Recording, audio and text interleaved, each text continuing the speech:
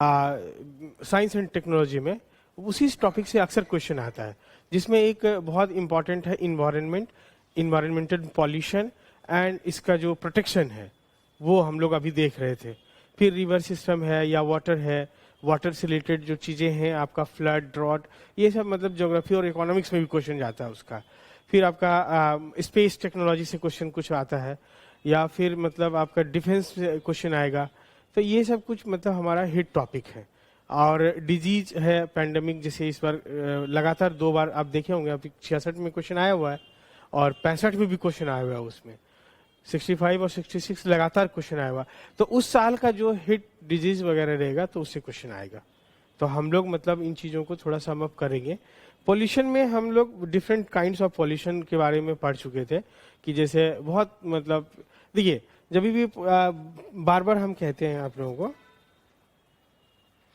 जब भी हम लोग मान लीजिए पढ़ना शुरू करते हैं पॉल्यूशन, तो उसमें 3 चीज़ों पे हम लोग फोकस करेंगे। ये मैं फिर से रिपीट कर देता हूं, जो लोग पहले होंगे उनके लिए रिपीटेशन होगा।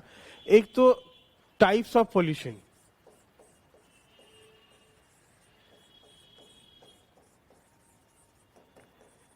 देखिए जब कभी मान लीजिए पॉल्यूशन क्या है और इसको कैसे डिफाइन करेंगे और कैसे बचें, तब उसमें जितने भी टाइप का पॉल्यूशन है वो सब लिखना पड़ेगा आपका।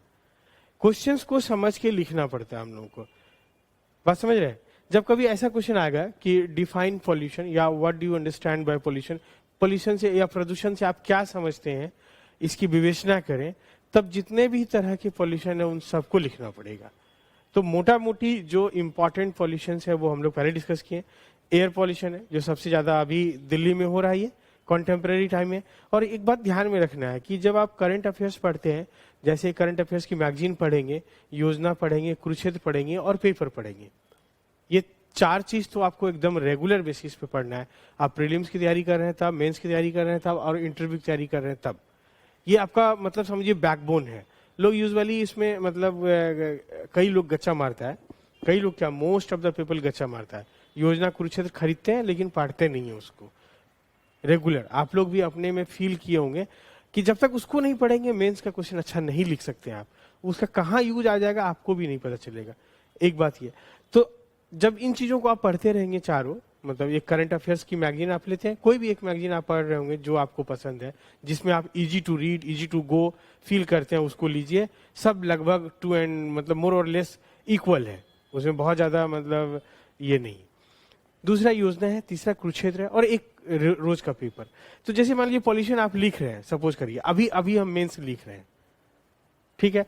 तो दिल्ली में क्या हो रहा है कि इस तरह का एयर पॉल्यूट हो गया है कि वहां पे लॉकडाउन करना पड़ रहा है और अभी व्हीकल्स बंद होंगे, स्कूल को बंद कर देना पड़ेगा। जब भी आप अपने आंसर में उसको लेके आएंगे कि ये पॉल्यूशन इतना खतरनाक है, इसका इम्पैक्ट इतना बुरा है कि अभी दिल्ली जैसे शहर में सरकार को ये निर्णय लेना पड़ा है कि मतलब स्कूल बंद रहेंगे ताकि ट्रांसपोर्ट को कट करना चाह रहा हुआ, और ट्रांसपोर्ट कट करेंगे तो उनसे जो मतलब इमिशंस हैं उनको हम लोग रोक पाए। ठीक है, एक बड़ा सोर्स है जो हम लोग ट्रांसपोर्ट में व्हीकल्स यूज करते हैं। तो जब आप एयर पॉल्यूशन की बात करेंगे तो आप देखिए हाइड्रोकार्बन,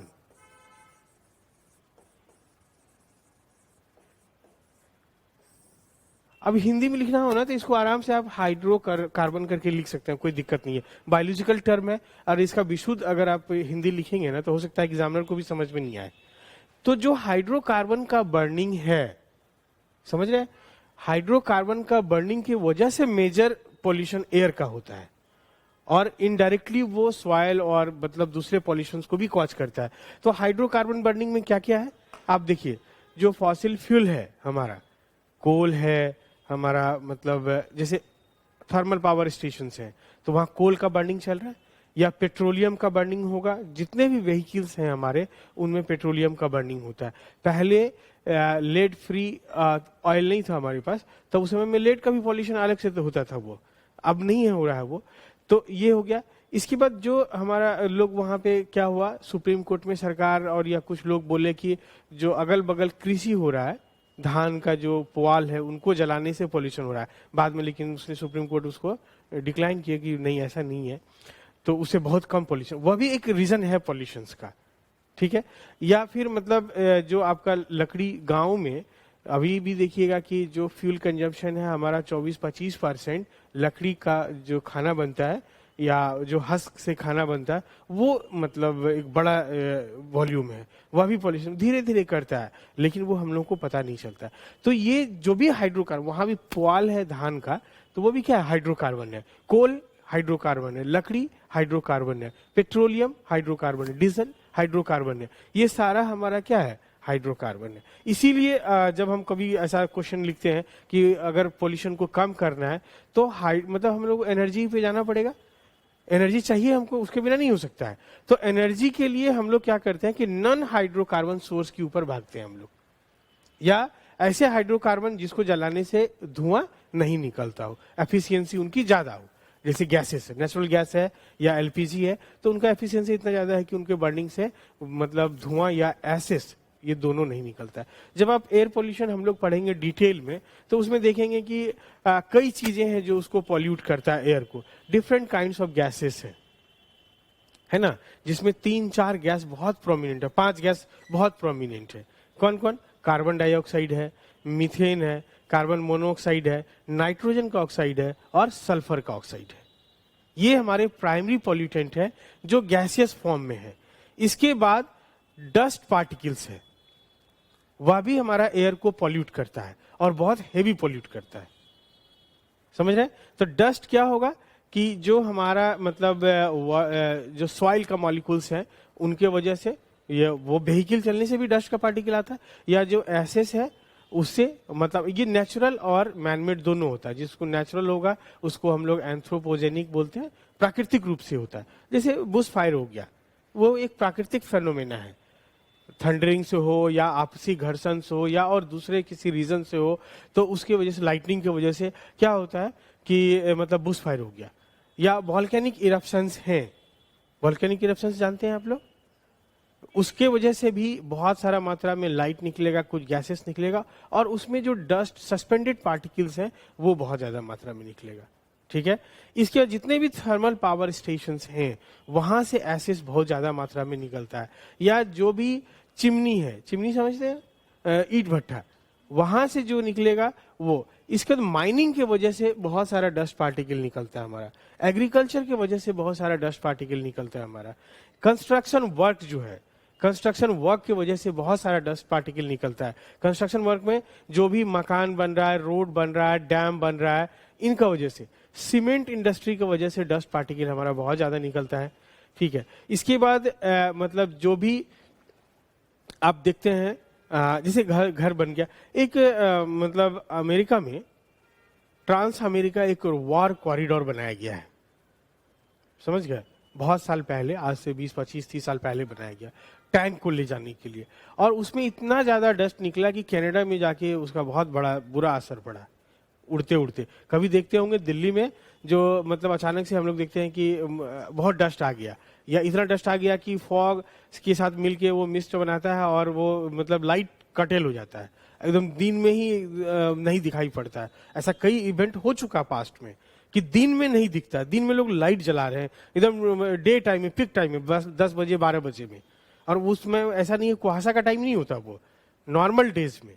तो वो कहां से? राजस्थान की तरफ से डस्ट पार्टिकल उड़ के आता है और वो उसको बनाता है। तो ये जो नेचुरल कुछ फेनोमेना है, बाद में जब हो जाता है तब लोग साइंटिस्ट उसमें स्टडी करते हैं, प्री उसका कैलकुलेशन करना थोड़ा मुश्किल हो जाता है। समझ गए? तो ये जो मतलब जितना भी डेवलपमेंटल वर्क है वो समझिए सस्पेंडेड पार्टिकल को जरूर छोड़ेगा, नहीं छोड़ने का सवाल ही नहीं है। समझ गए?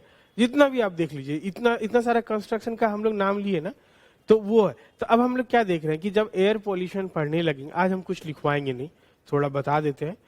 समझ गए? बहुत दिन से गैप हो गया, तो मतलब I am not in full speed, और समझे, तो स्पीड पकड़ना है, और फिर हम लोग कल से लिखवाएंगे थोड़ा।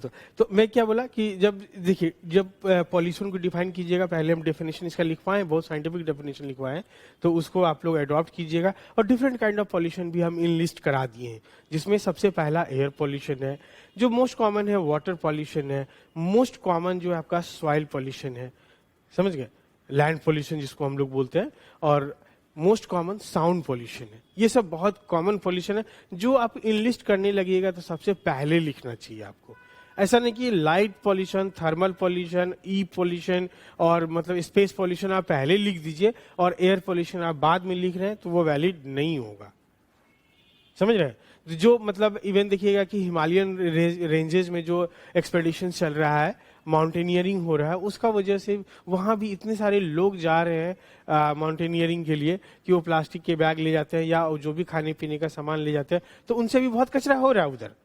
लेकिन वो हमारे लिए उतना प्राइमरी नहीं है, सेकेंडरी है हमारा। समझ गए?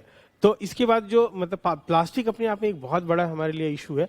तो ऐसे वो दिमाग में आपको लेके चलना है कि हिट पॉइंट्स हमारा पहले आ जाना चाहिए सारा। इसके बाद जो नॉन हिट पॉइंट्स हैं, जो माइक्रो चीजें हैं, वो अगर लिखे तो भी वेल, नहीं लिखे तो भी लिखेंगे तो आपको आधा नंबर 1 नंबर ज्यादा मिल सकता है। नहीं लिखे तो ऐसा नहीं कि बहुत नंबर कट जाएगा, सो वाला बात नहीं है। लेकिन जो इंपॉर्टेंट चीजें हैं वो आपका पहले इनलिस्ट होना चाहिए। तो जो मान लीजिए अभी हम बता रहे थे एयर पॉल्यूशन, एयर पॉल्यूशन को अगर आप देखेंगे तो पॉल्यूशन तो हम लोग पहले बताएं कि कभी भी अनवांटेड चीज और जिनका इम्पैक्ट हो, बुरा इम्पैक्ट हो, है ना, किसके ऊपर?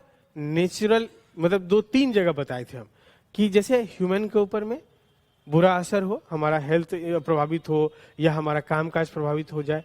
इसके बाद हमने बताया था नेचुरल जो फ्लोरा एंड फौना है उनके ऊपर में। अगर वाटर पॉल्यूशन हो गया, समुद्र में बहुत पॉल्यूशन हो गया, ऑयल स्पिल्स हो गया, तो उसका क्या होगा परिणाम कि ऑयल स्पिल्स के बारे में आप लोग जानते होंगे।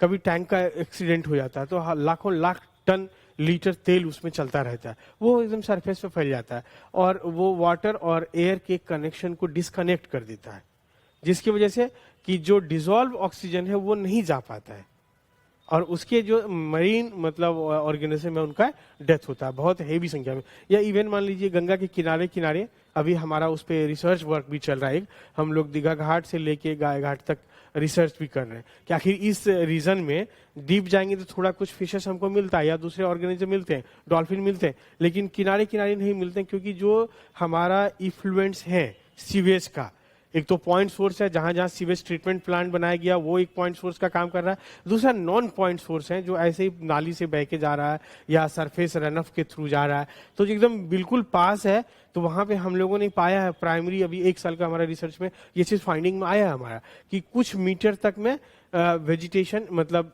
वेजिटेशन इन द सेंस की जो माइक्रो ऑर्गेनिजम्स हैं, एल्गी, फंगी, ये इन सब चीजों का कंसंट्रेशन कम देखा गया और जो फिशेस हैं वह भी नहीं दिख रहा और दूसरे ऑर्गेनिज्म भी कम दिख रहे हैं वहां क्योंकि वो वाटर पॉल्यूट है।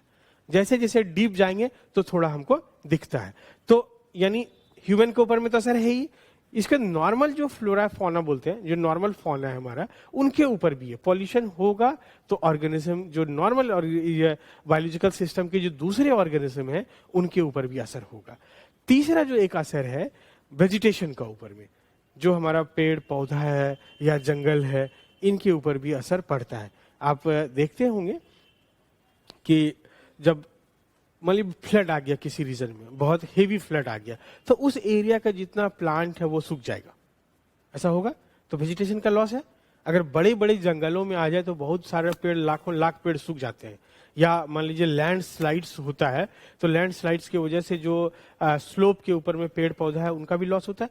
लैंड स्लाइड भी कहीं ना कहीं इनडायरेक्टली पॉल्यूशन से रिलेटेड है हमारा, समझ गए? वो सब एक दूसरे से साइकिल है, जुड़ा हुआ है, तो वो उसकी वजह से वेजिटेशन का लॉस है। तो ऐसा नहीं सोचना है कि पॉल्यूशन की वजह से सिर्फ ह्यूमन अफेक्टेड हो रहा है, बल्कि जो नेचुरल सिस्टम में फ्लोरा एंड फौना है वह भी अफेक्टेड हो रहा है। या बुश फायर हो गया तो बुश फायर की वजह से जंगल बहुत लंबे समय तक क्या होगा, जलेगा। या इवन मतलब प्लांट का ग्रोथ जो जितना होना चाहिए, पॉल्यूशन की वजह से जो सस्पेंडेड पार्टिकल्स हैं उनके स्टोमाटा होता है प्लांट में, जो बॉटनी पढ़े होंगे कोई तो वो जानते होंगे। तो स्टोमाटा का पोर कोर हो जाएगा या उसका लीफ का ऊपर में एक लेयर जम जाएगा तो गैसियस एक्सचेंज नहीं होगा, एयर का एक्सचेंज नहीं होगा, तो जो पौधा फोटोसिंथेसिस जितना करना चाहिए उतना नहीं कर पाएगा, ये एक प्रॉब्लम होगा। तो वेजिटेशन के ऊपर में भी, या मान लीजिए सॉइल पॉल्यूशन की वजह से हमारा प्लांट बहुत ज्यादा लॉस में जा सकता है, तो वो भी लॉस होगा। इसके अलावे ये तो हो गया लिविंग सिस्टम में, ह्यूमन, नॉर्मल ऑर्गेनिज्म, जो एनिमल्स अदर देन ह्यूमन, इसके बाद जो वेजिटेशन है, और चौथा हम बताए थे, आप लोग अगर बताएंगे, रिकॉल कीजिए थोड़ा, किसके ऊपर में ज्यादा असर पड़ेगा? और नॉन लिविंग के ऊपर में भी असर होगा। पॉल्यूशन की वजह से होता है नॉन लिविंग में। ताजमहल के एग्जाम्पल दिए थे, कि ताजमहल जो जितने बिल्डिंग्स हैं हमारे या जितने ब्रिज हैं, अगर एसिड रेन होगा तो क्या ब्रिज, जो लोहा का ब्रिज है वो खराब नहीं होगा? होगा कि नहीं होगा? या फिर मतलब जो बिल्डिंग्स हैं हमारे, मॉन्यूमेंट्स हैं, वो खराब होंगे कि नहीं होंगे? तो वो उनका भी लॉस होगा। तो क्या देख रहे हैं हम लोग? 4 जो मतलब इफेक्ट है इसका। कौन कौन? ह्यूमन है, फ्लोरा है, फ्लोरा मतलब हो गया वेजिटेशन,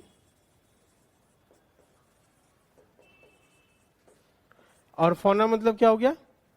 एनिमल्स या ऑर्गेनिज्म कहिए,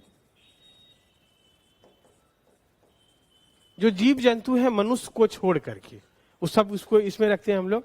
इसके अलावे क्या होगा? जो हमारा नॉन लिविंग मटेरियल्स है,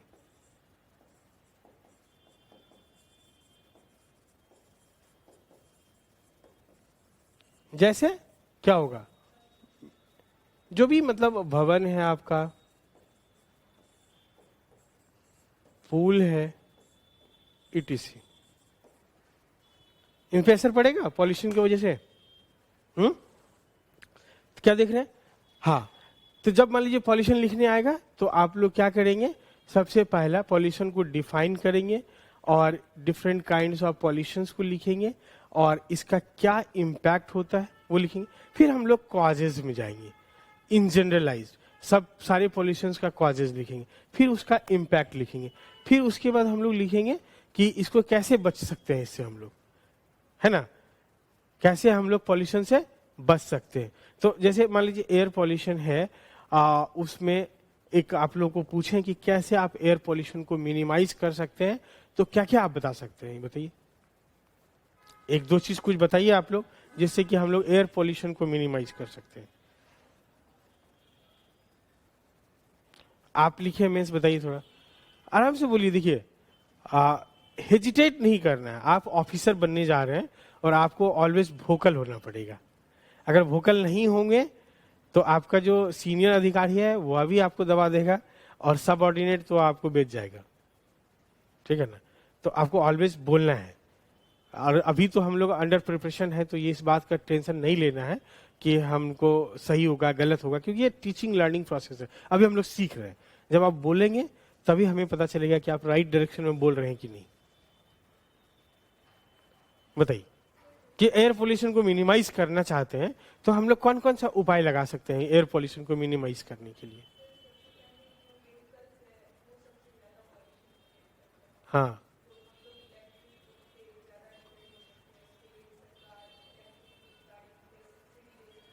हम्म,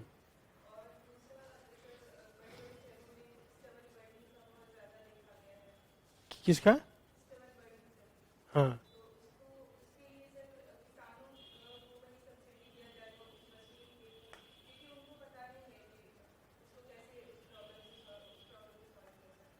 हम्म,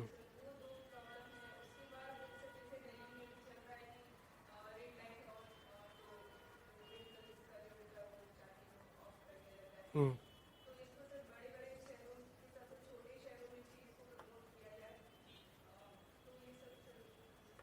हम्म,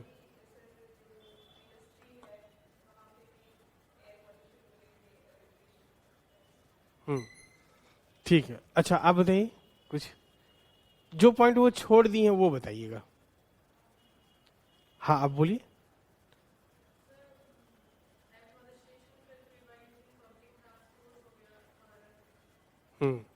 गुड। पब्लिक ट्रांसपोर्ट उनका छूटा था, आप जोड़े उसमें, गुड। हाँ, ठीक है, हाँ, हम्म,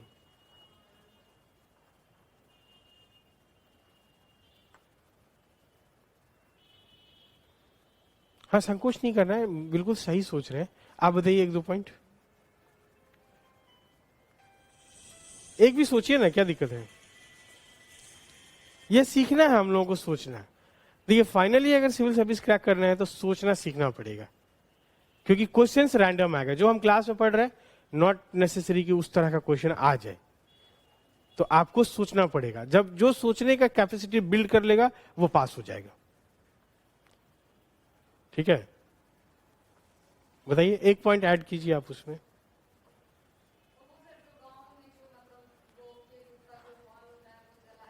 हम्म हम्म हम्म हम्म हम्म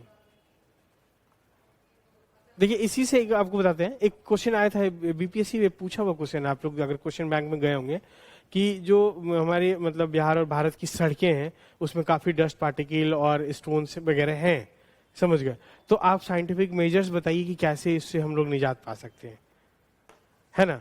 अब देखिए, इस तरह का क्वेश्चन आपको कहीं इसका आंसर नहीं मिलने वाला है।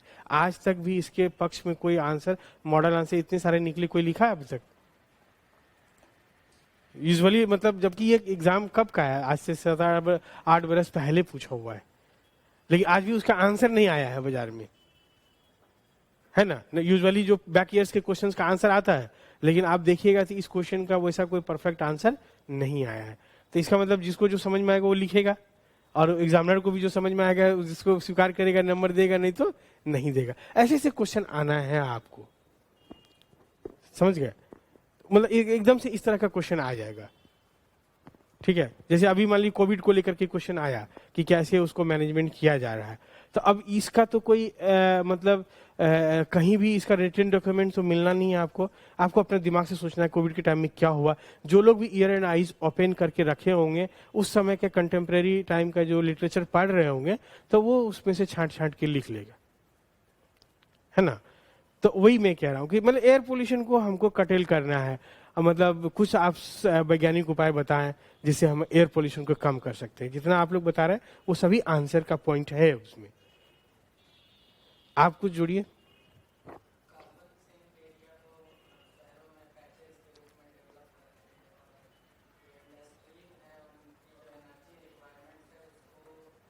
हम्म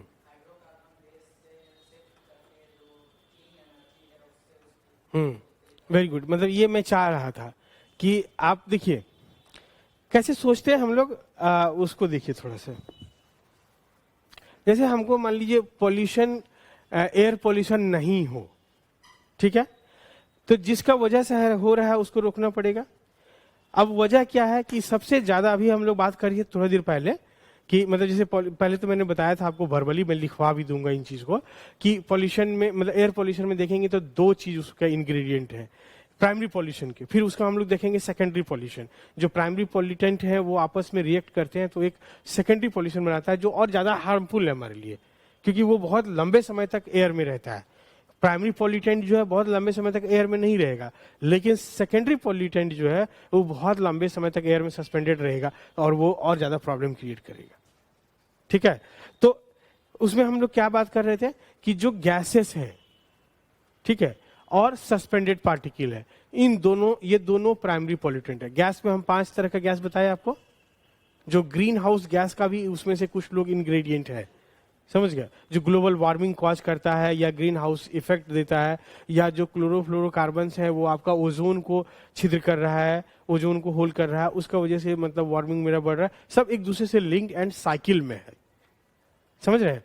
तो अब देखिए साइंस एंड टेक का बहुत सारा बात इकोनॉमिक्स से जुड़ा हुआ है, बहुत सारा बात ज्योग्राफी से जुड़ा हुआ है, और बहुत सारा बात करंट अफेयर से जुड़ा हुआ है, और बहुत सारा बात साइंस से। तो इसलिए अगर इसको हम लोग पढ़ें तो एक लंबा कवरेज है इसका, छोटा कवरेज नहीं है। केवल इसको हम लोग साइंस एंड टेक के 2 क्वेश्चन की नजर से नहीं देखते हैं।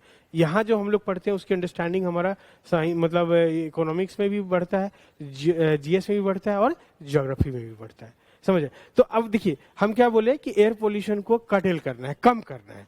तो अभी सबसे पहले बताया कि कॉजेस पे जाना पड़ेगा। कॉज को अगर हटाएंगे तो हमारा अपने आप पोल्यूशन क्या होगा, कम होगा। कॉज क्या है, 2 है, एक गैसेस है और सस्पेंडेड पार्टिकल है। तो गैस मेजर रूप से किसके वजह से हो रहा है, गौर से देखिए। हम क्या बताए, carbon dioxide, methane, carbon monoxide, nitrogen का ऑक्साइड और सल्फर का ऑक्साइड, सभी का सोर्स अलग अलग है। जो कार्बन डाइऑक्साइड और कार्बन मोनोऑक्साइड का मेजर सोर्स है वो क्या है, फॉसिल फ्यूल का बर्निंग। और उस कार्बन डाइऑक्साइड एयर पॉल्यूटेंट के रूप में सबसे बड़ा रोल प्ले करता है, ठीक है। तो एक हो गया कि मतलब जो हमारा हाइड्रोकार्बन का बर्निंग है वो एक बड़ा मतलब इशू है ना। और आपने जो क्वेश्चन बताया वो उसी का आंसर है कि हाइड्रोकार्बन पे से शिफ्ट करेंगे हम लोग क्लीन एनर्जी पे। क्लीन एनर्जी में जैसे हाइड्रो पावर हो गया, थर्मल पावर हो गया, सोलर एनर्जी हो गया, या हम लोग इवन इसमें जब जाएं, क्या बोलते हैं उसको, एटॉमिक एनर्जी में, तो वह भी हमारे लिए क्लीन एनर्जी का रूप है। और भी दूसरे मतलब जो आपका ये है ना, गर्म जलधारा, टाइडल वेव, वहां से भी हम लोग एनर्जी निकालते हैं। तो अब विंड एनर्जी है। तो ये डिफरेंट काइंड्स ऑफ एनर्जी है जहां पे कि हाइड्रोकार्बन को बर्न नहीं करना पड़ता। तो जब ये क्वेश्चन को आप एक पॉइंट 2-3 लाइन बना के लिखेंगे ना, तो बहुत इंप्रेसिव जाएगा वो, समझ रहे हैं? क्योंकि एनर्जी हमको चाहिए, वो उसके बिना उसको हम कटेल नहीं कर सकते हैं। हाँ, जो अभी आप लोग कुछ बता रहे थे कि ऐसे हम लोग इंस्ट्रूमेंट बनाएं जो कम एनर्जी कंज्यूम करे। जैसे अगर मान लीजिए यहां पे हम लोग 2 मेगावाट एनर्जी यूज कर रहे हैं साल में, तो हम ऐसा इंस्ट्रूमेंट, ऐसा अप्लायंसेस बनाएं जो हमारा 1.5 मेगावाट में, 1.25 मेगावाट में काम चल जाए। तो उससे क्या होगा, प्रोडक्शन का लोड घटेगा। ठीक है, तो हमको क्या ध्यान देना पड़ेगा, जितने भी मतलब हाइड्रोकार्बन बर्निंग का ये है उनको हमको मिनिमाइज करना पड़ेगा। तो वो क्लीन एनर्जी तक चला। आप लोग ने मतलब बताया कि व्हीकल को हम लोग ऑड इवन करेंगे या हम लोगों को अवेयर करेंगे इन चीजों को कि पब्लिक ट्रांसपोर्ट हो, ताकि मतलब जैसे एक अभी जैसे हम आए तो एक कार में अकेला आए हैं, तो वो मतलब इन्वायरमेंटली तो वाइज नहीं है ये, है ना? ठीक है, अगर यहाँ का पब्लिक ट्रांसपोर्ट बहुत अच्छा होता तो मैं बिल्कुल नहीं आता, तो हम आराम से पब्लिक ट्रांसपोर्ट से आ जाते हैं, लेकिन वो नहीं है। तो इस तरह के ट्रांसपोर्ट सिस्टम को डेवलप करना पड़ेगा कि लोग उसको इजी टू यूज भी हो सबके लिए, है ना? इसके बाद और 1-2 पॉइंट जोड़िए आप, कुछ भी इसमें ऐड कीजिए, मतलब सोच के ऐड करना है।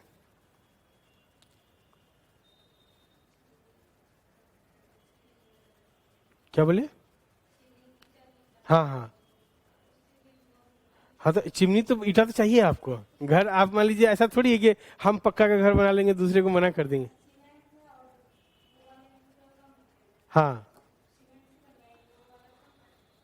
हाँ, वो तो अभी चल भी रहा है, मतलब फ्लाई एश से जो ईट बनता है, तो फ्लाई एश का कॉन्सेप्ट है अभी के समय में। बिल्कुल सही कह रहे हैं आप। तो देखिए उसमें और दूसरा भी ये काम कर सकते हैं हम लोग कि थोड़ा फिल्टर करें, उस जितने भी चिमनी है उसको हम लोग फिल्टर भी करेंगे, ताकि वो मतलब कम से कम करे। किसी ने बताया था कि हम लोग जो सिंक है, कार्बन सिंक, वो आप लोग समझे कि नहीं? कार्बन सिंक का बात आप किए थे, तो इसका मतलब समझे कि कार्बन सिंक का क्या मतलब होता है? देखिए एक कॉन्सेप्ट आप लोग सुने होंगे कार्बन क्रेडिट का। तो होता क्या है कि जैसे जो बायोलॉजी के हैं वो बहुत आसानी से समझ सकते हैं कि प्लांट कार्बन डाइऑक्साइड को एज अ फ्यूल यूज करता है फोटोसिंथेसिस के लिए। तो कार्बन डाइऑक्साइड है, ये कहां पे जा रहा है? मान लीजिए यहां पे एक पेड़ है हमारा, ये कंज्यूम कर रहा है, तो ये पेड़ कार्बन डाइऑक्साइड के लिए क्या हो गया, सिंक के जैसा हो गया, है ना?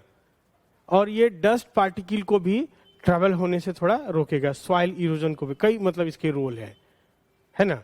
तो मतलब अगर हम लोग जहां भी पॉसिबल है, अगर उस पैचेस में हम लोग प्लांटेशन करते हैं, तो वो कार्बन डाइऑक्साइड का सिंक, क्योंकि एक बात समझ लीजिए, जो भी डेवलपिंग नेशन है या डेवलप्ड नेशन है, डेवलप्ड नेशन है तो एक लेवल को मेंटेन करने के लिए, और जो डेवलपिंग नेशन है उसको एक लेवल तक जाने के लिए, तो वो मतलब कार्बन को उत्सर्जित करना ही पड़ेगा, दूसरा कोई ऑप्शन नहीं है। आपको यहाँ दिल्ली जाना है तो आपको जाना ही पड़ेगा, रुक नहीं सकता। ट्रांसपोर्ट को हम रोक नहीं सकते हैं, उसको हम लोग आइडियली जितना भी बात कर ले, लेकिन प्रैक्टिकली क्या है ना कि बहुत पॉसिबल नहीं है कि हम उसको रोक पाए। जैसे जैसे पॉपुलेशन बढ़ेगा, हमारा ट्रांसपोर्ट बढ़ेगा, व्हीकल्स का संख्या बढ़ेगा, उतना ही हमारा मतलब कार्बन डाइऑक्साइड का जो इमिशन है वह भी बढ़ेगा। तो इसको हम लोग तो रोक नहीं सकते हैं, अब दूसरे उपाय में जाना पड़ेगा, है ना? कि मतलब एनर्जी कंजम्पशन को हम नहीं रोक सकते हैं। तो यही है कि जैसे मतलब फ्यूल कंजम्पशन को हम लोग घटाएं या दूसरे हम लोग फ्यूल के ऊपर में शिफ्ट करें। जो इलेक्ट्रिक कार बनाएंगे हम लोग, बैटरी के ऊपर चलेगा वो, और इलेक्ट्रिसिटी है वह भी हम लोग एटॉमिक पावर से जनरेट करेंगे, या हम लोग सोलर एनर्जी से जनरेट करेंगे, विंड एनर्जी से जनरेट करेंगे, तो उनका रिचार्जिंग भी होगा, जहां पे कि हमको थर्मल पावर से एनर्जी नहीं लेना पड़ेगा।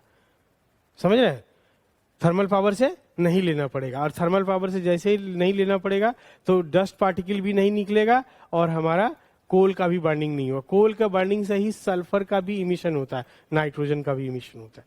तो कितना मतलब एक दूसरे से इंटीग्रेटेड है। माइनिंग भी सल्फर और नाइट्रोजन का ऑक्साइड का सोर्स है, समझ रहे हैं।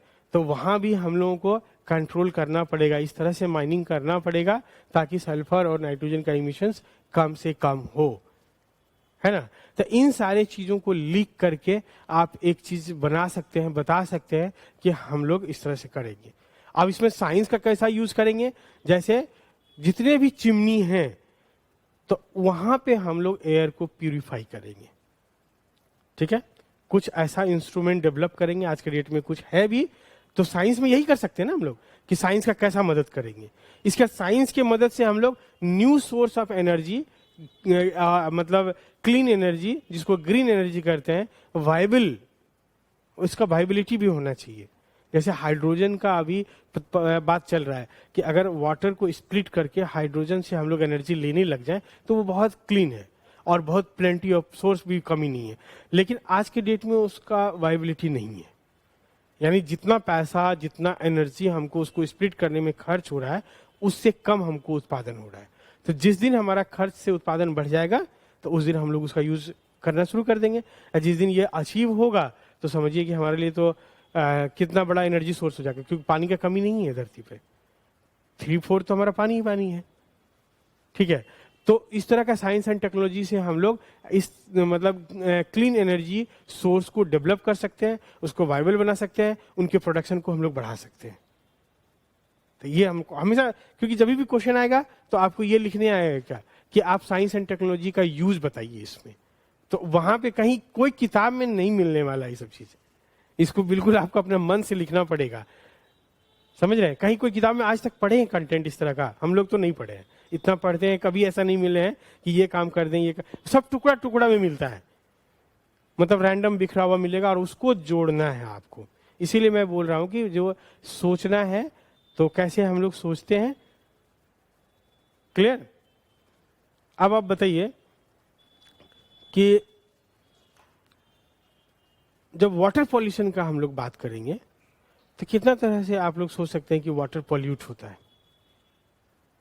कौन कौन से उसके मेजर सोर्स हैं।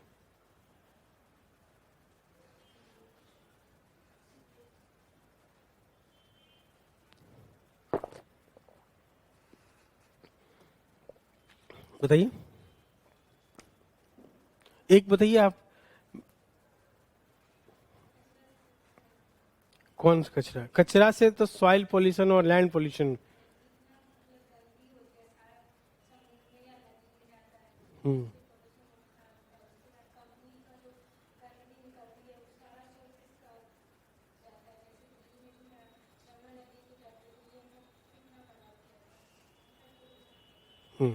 आप बताइए, एक दो पॉइंट जोड़िए आप वाटर पॉल्यूशन में। पानी कैसे गंदा होता है, बस वो सिंपल सोचना है कि पानी कैसे गंदा होता है। हम्म हम्म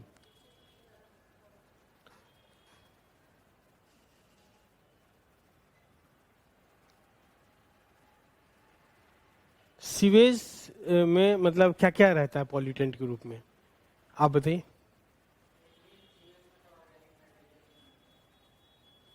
और दूसरा?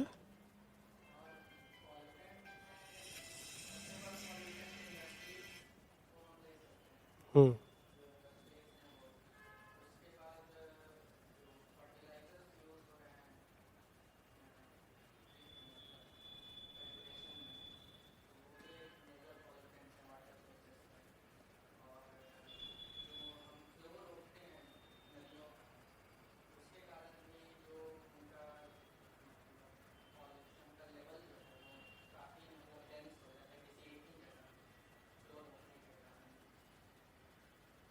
देखिए, वाटर पॉल्यूशन में